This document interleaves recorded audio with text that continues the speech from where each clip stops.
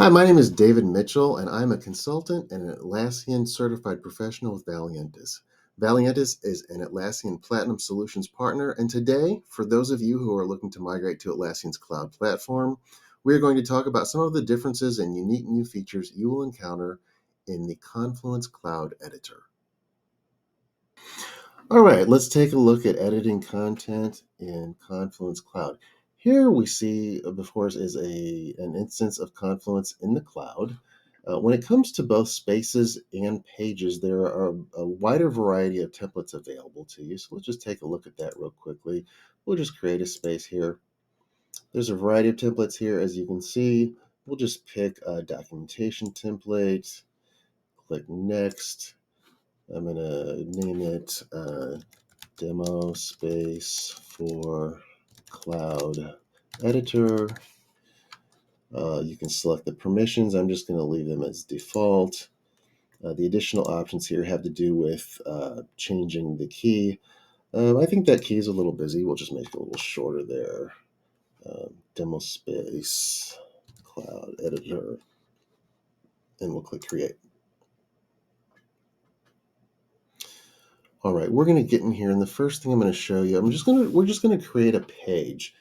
When you click create, you'll see that there's a variety of new things in cloud waiting for you to explore. Today, we're just going to look at the page editor. So I'm going to click on create page. This will bring up a new page, and off to the right here, it will display the templates that are available. As you can see here, it says displaying all 133 templates. So there's 133. There's quite a few. You can scroll through these. It's a lot to scroll through, so I won't do that. But you can see as I'm scrolling through these, as I hover over it, it shows you a sample of what it looks like. You can also search or filter just by category. There's a variety of categories here. For now, I'm just going to start with a blank page to look at some basic things here. So we have our blank page, and we'll just start with that. One thing that I want to point out here first in terms of width control, here's this double arrow button. The two arrows pointing out. This has to do with controlling how the width of the content is rendered on the page. Right now, you can see it's sort of just sort of in the middle with some wide margins on each side. You can click this, and this will make it take the width of the entire page. Likewise, when you do that, you'll see it's turned into another button with arrows pointing together. You can click that to bring that back. So let's go ahead and we'll go get here into the content area, and I'm going to click the button here for layouts.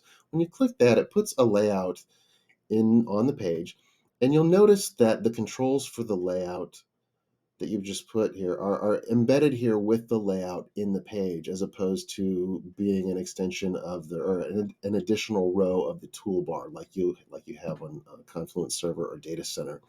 So you can select the number of columns, the formatting of columns here, right here. You can click this to remove the layout completely, and you can also copy the layout here. Click this to copy that. Notice again, here's this sizing button. This will go a little bit wider. You can click it again. It'll go full width. Once you get to full width, notice the arrows change to the buttons pointing together. You can click this, and it will take it back to its narrow width. Additionally, real quick, let's go look at tables. I will put a table in here. It's very similar, but again, there's a lot more controls embedded within the table itself. You don't have the additional row on the toolbar here for controlling the table. So let's just explore this a little bit. You'll notice when you hover here, you get a plus sign between these two columns. That will allow you to add another column. Likewise, here on the row, if you hover here, it'll allow you to add rows. You can add rows that way. If you want to delete a column, let's just delete a column here. This has even changed recently in the Cloud Editor. There used to be, you would hover a certain place, there'd be an X that would allow you to click to delete the column or the row. Actually, now you have this little control that you just kind of click on, and it gives you a context-sensitive menu here with a variety of options. And not only do you have clear cells, but you have delete columns. So I can click on here to just get rid of that column.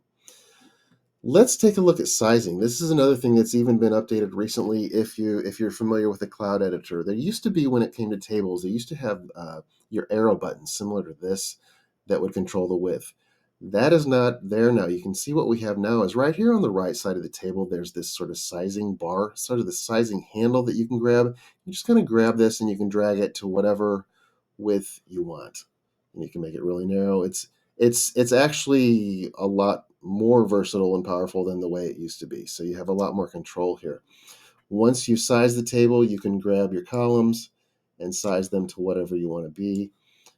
One of the complaints that a lot of people have had with the cloud editor is that you didn't have the option up here with tables to select to change it from a responsive width table to a fixed width. You actually have something that's a lot closer to a fixed width table here with this functionality. You can, as wide as your monitor is, you can drag the table to be really wide. So you do have some fixed width functionality here. So it's really kind of a combination of fixed width and responsive design.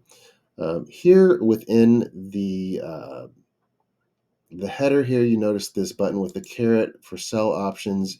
You can click on that and you get options uh, in context to the cell or row that you're working with.